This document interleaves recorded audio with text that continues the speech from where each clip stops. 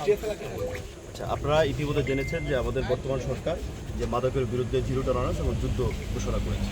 তারই প্রেক্ষিতে আমরা আমাদের যে 14 গ্রাম যে মহাসড়কের যে পাশে বিভিন্ন ধরনের ব্যাঙের ছাতার মতো যে হোটেলগুলো তৈরি হয়েছে, সেখানে আসলে যে খাবারের চেয়ে আসলে মাদকটাই তারা ব্যবসা করছে, মাদক ব্যবসা করছে। তো এই জন্য আমরা গতকাল উপজেলা প্রশাসন থেকে সেনাবাহিনী এবং বাংলাদেশ আনসার যে ইউনোর যে নিরাপত্তা যে বাহিনী রয়েছে আনসার, তাদের সহযোগিতা নিয়ে ইউনো গতকাল 5টি টিম আসলে যে 4টি মোটরসাইকেল এবং একটি ট্রাক ভাড়া করেছে। ট্রাক ভাড়া করে এই 5টি টিমকে 5টা হোটেলে পাঠিয়ে সেখানে ক্রেতা সেজে কিছু মাদক তারা নিজেরাও কিনেছে, এটা আইডেন্টিফাই করার জন্য কিনে আমরা সেখানে মোবাইল কোর্ট পরিচালনা করেছি। গতকাল আমরা মোবাইল কোর্ট পরিচালনায় আমাদের যে অভিযান, পুরো অভিযানে আমরা পেলাম সেটা 91টা আমরা যে কুরিয়া যেটাকে বলে গাঁজা এবং প্রায় 38টার মতো আমরা ইয়াবা আমরা পেয়েছি। 4 জনকে আমরা জেল দিয়েছি, 3 মাসের কারাদণ্ড, বিনাশ্রম কারাদণ্ড দিয়েছি। আর আমরা টোটাল আটক করেছিলাম 8 জন। বাট এখানে যে উল্লেখযোগ্য যে বিষয়টি রয়েছে, সেখানে আসলে এই মাদক ব্যবসায়ী তারা শিশুদেরকে, যারা নাবালক যারা রয়েছে, তাদেরকে আসলে সামনে এই যে লাইনম্যান তারা বলে, লাইনম্যান হিসেবে তাদেরকে সামনে রেখে এই মাদক ব্যবসাটা পরিচালনা করছে।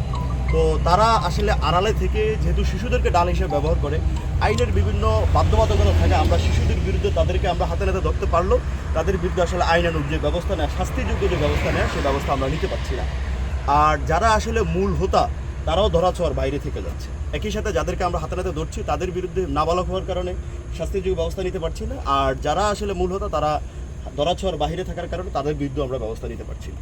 তো তারা ধারাবাহিকতা গতকাল সন্ধ্যা থেকেই বলতে পারেন আপনি, সেখান থেকে আমরা রাত 3টা পর্যন্ত অভিযান পরিচালনা করছি। আজকে যে বাংলাদেশের যে র্যাব রয়েছে, র্যাবের সহযোগিতা আজকেও সেই অভিযানটা তারা, আমি যখন দেখেছি, তারা সন্ধ্যা থেকেই অভিযানটি পরিচালনা করছে। আমরা এখানে একজনকে আটক করতে পেরেছি হাতে নাতে, তাকে 3 মাসের বিনাশ্রম কারাদণ্ড দিয়েছি এবং যেহেতু কারাদণ্ড এবং অর্থদণ্ড দেওয়ার বিধান রয়েছে, সেই হিসাবে মিনিমাম 50 টাকা আমরা তাকে জরিমানা করেছি। আপনাদের অভিযান কতদিন চলবে? এইটা মাদক যতদিন আছে এই অভিযান ততদিনই অব্যাহত থাকবে। মাদক ব্যবসায় আমরা যতদিন পর্যন্ত, আমাদের যে উদ্দেশ্য থাকবে যে পুরো 14 গ্রাম সহ পুরো বাংলাদেশকে মাদক মুক্ত একটা বাংলাদেশ গড়ে তোলা, সেই মাদক মুক্ত গড়ে তোলার জন্য যতদিন এই অভিযান পরিচালনা করতে হবে, আমরা ততদিন অভিযান পরিচালনা করবো। তবে আপনাদের মাধ্যমে আমরা এই জনগণকে আমরা চাই যে এটার আসলে আগে আসার জন্য, কারণ জনগণের যদি সহযোগিতা না থাকে, সম্মিলিত যদি প্রয়াস না থাকে, এটা আমরা প্রশাসন থেকে বা আমাদের বাহিনী থেকে যত ধরনের অভিযান পরিচালনা করা হোক না কেন, এটা নির্মূল করা খুব কঠিন। একটা প্রশ্ন ছিল, প্রশ্ন হচ্ছে যে আপনারা যেখান থেকে 8 জনকে আটক করেছেন, যে রেস্টুরেন্টের আশেপাশে থেকে, ওই রেস্টুরেন্টের জন্য কোনো ব্যবস্থা নিয়েছেন কিনা? এখানে আরেকটি অবাক করা বিষয় যদি আপনারা লক্ষ্য করেন, আমরা নর্মালি গতকালের যে ইচ্ছা ছিল যে আমরা রেস্টুরেন্টগুলো আসলে এটাকে সিলগালা করে দিই, বাট তারা এটা ওই যে 24 আওয়ার্স, তারা হইলো যে আমাদের যে বাহিনীরা যেভাবে কাজ করে, তারাও এটা 24 আওয়ার্স সেভাবে রাখে। তাদের যে এটা আসলে সিলগালা করার মতো যে ব্যবস্থা থাকার দরকার, দরজা বা জানালা থাকা দরকার, সেই রকম কোনো ব্যবস্থা না থাকায় আসলে আমরা সেটা সিলগালাও করতে আসলে পারছি না।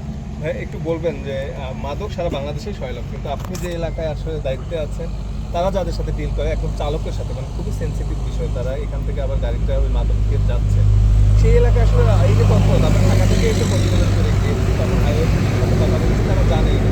আপনারা কি বিষয়টা জানতেন?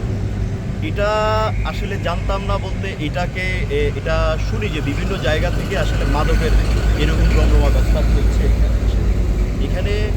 পুরো আমার যে এইটা, আমি এখানে 4 মাসের মতো আমার যে ব্যক্তিগত যেটা আমার অবজারভেশন, সেটা আমার কাছে মনে হয় যে এখানে অর্থনীতির একটা বড় একটা বিষয়ে তারা মাদক ব্যবসার সাথে জড়িত। যেহেতু আপনারা ইতিমধ্যে আপনারা জানেন অবশ্যই যে আমাদের যে 14 গ্রাম যে উপজেলাটি রয়েছে, এটার প্রায় 43 কিলোমিটারই আমাদের একদম বর্ডার সাইডে, সীমান্ত এলাকা। এবং আপনারা যদি লক্ষ্য করেন যে আপনারা হাইওয়ে থেকে সীমান্ত দেখা যাচ্ছে, সুতরাং এখানে মাদকটা খুবই অ্যাভেলেবেল এবং এটা খুব কাঁচা টাকা আমরা এটাকে বলি। মানুষ আসলে এখানকার যারা আছেন, তারা এই কাঁচা টাকার জন্য এবং মাদকের সচেতনতার জন্য আসলে এই ব্যবসাটা করে থাকে। ইতিমধ্যে আমরা দেখেছি যে আমাদের বেশ কিছু টিভি চ্যানেল এটা নিয়ে একটা প্রতিবেদন তৈরি করেছে।